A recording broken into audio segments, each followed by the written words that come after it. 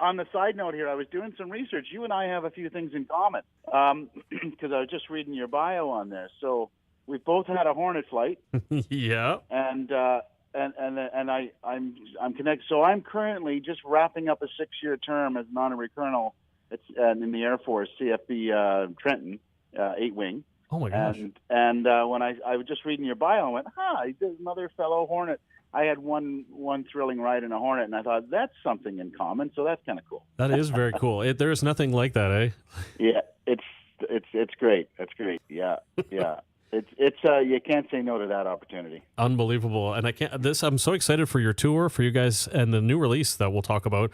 But I want to go back to the early days. Do you remember the shows for Boy George? Yeah, I mean, you're going way back there. That is way back. Yes, I mean, that was a turning point.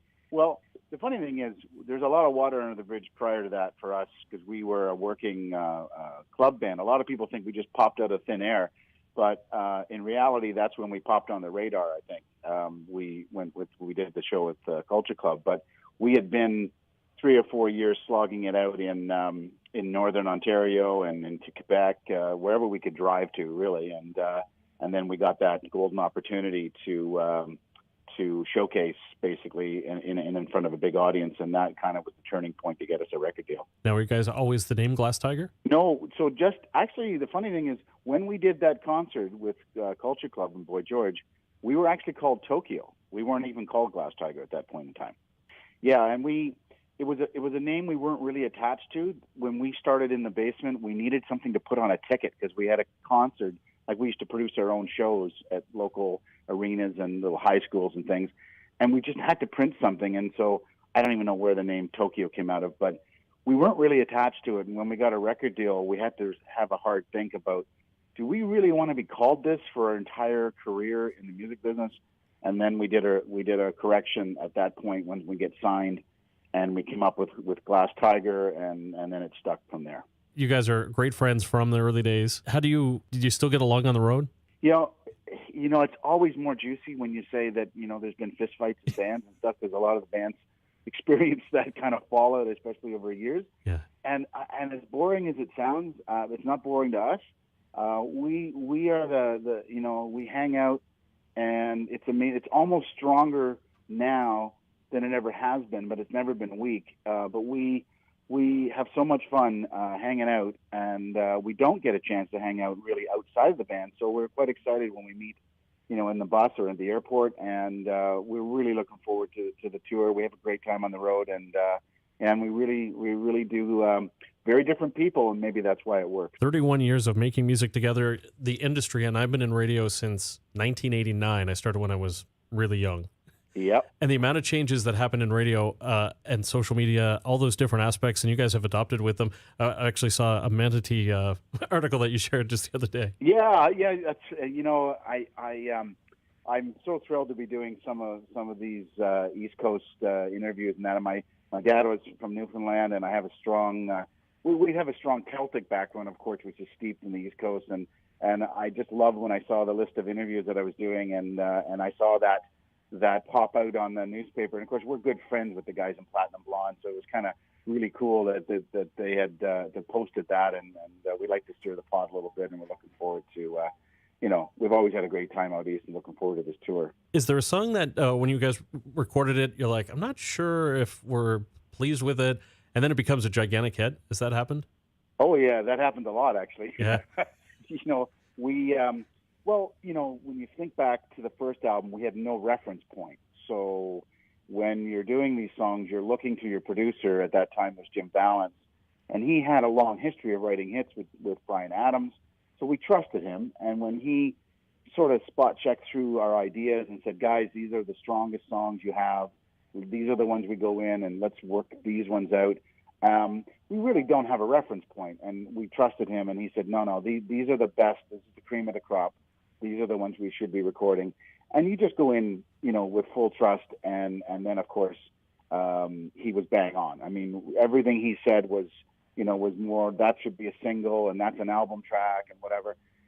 So he did a great job going through there and picking those. But once we had a few, fortunate enough to have a few hits, you start sort of getting into a mode, and then when you write stuff after that, you go, this kind of has a feel like it could be, but you never know. I mean, you just know if you could bottle and recreate that every day, you'd do it. But it's a little elusive, but we're lucky that we've been staying on radio for 31 years. It's awesome. It is awesome, and I'm so pumped about the new collection of songs, working with some amazing collaborators on your guys' hits.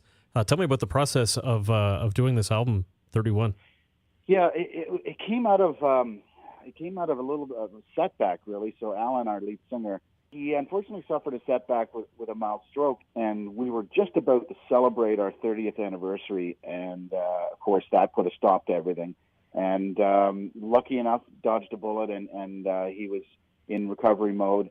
And when he started feeling a little better, he met up with Johnny Reid, who we've known, and we got to know a whole lot better. And Johnny was the one that said, Alan, you survived this, and the band, you should celebrate. You missed your 30th, but we should get these songs, and we should have some fun with them and celebrate, 31 years of family and friendship and brotherhood and sisterhood and all that kind of stuff. And that was the impetus for the project. And we met with him. He really, really loved when he came from Scotland to Canada. He's a little bit younger than us. He said he wore out his Thin Red Line record, and he said it really resonated with him. He really wanted to dive into some of these songs and take them in a new way. And we just followed his lead, and really, really pleased. And then, of course, we leaned on him to sing a song with us, and we have a few special guests on the record, which is a real delight. So excited for the tour. I know you guys it's a full schedule. Is there any worry about Alan's health throughout the tour? We've had a very busy summer heading into the fall and across the winter. This last summer was quite busy for us. We did a lot of festivals in the summer, and he is singing and sounding better than ever. He's very, very healthy. I think now, despite the setback, he's probably the healthiest band member. I mean, I think when you suffer things like that, it makes you kind of look back. It made us all stop for a second and look at ourselves. But he's exercising, swims a lot, eating well, singing well, and so we're really energized. And it's been a while since we've done 45 shows in 60 days, but it's going to be great. We get to see this big country one more time. It's going to be wonderful. How do you escape and unplug when you're on that many dates and that many stops? Do you have kind of your thing that you disappear to? Well, the one thing that we do is, again, I mentioned that we're all quite different, and we love each other and get along really well, but we also give each other some space. So that's the one thing we've learned over the 30 years. So we always, we have our own room. So we have, you can go to work, you can go and do your thing. And that's really important, and we allow people to do that. And everybody has their own. When we're in a place that we haven't been, quite often we'll get together if there's some points of interest, museums and things like that. I'd love to get a sense of where we are in each city, so that when I come home, I feel like I've been there. Because when you're doing shows so quickly stacked together, sometimes you get home and it's a blur, and you wonder if you just did that. Yeah. So it's nice to kind of ground yourself and go around and meet some folks, see some places local. So we're looking forward to doing that. And that in itself is a break from the schedule. Thank you so much for this time. Looking forward to the stop here at the island. And if you need a tour guide around Charlottetown, you know how to find me.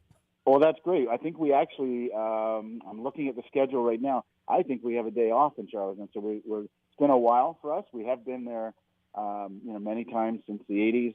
But it's always a highlight, and we look forward to having a day off in a beautiful spot in Canada. Fantastic. Thank you so much for this. Diamond Sun was the first CD that I ever received as a Christmas gift. Wow, that's awesome. Yeah. It's funny. We had a chat with Alan Doyle.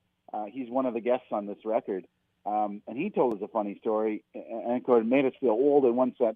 He said his first concert he went to in Halifax was a Glass Tiger concert, and he said, sometimes we jam Diamond Sun in our sound checks. And I thought, well, that's a great compliment. Well, thank you so much. Have a wonderful day. Safe travels, and love to meet up when you guys are in town. That's terrific. We'll see you out there real soon.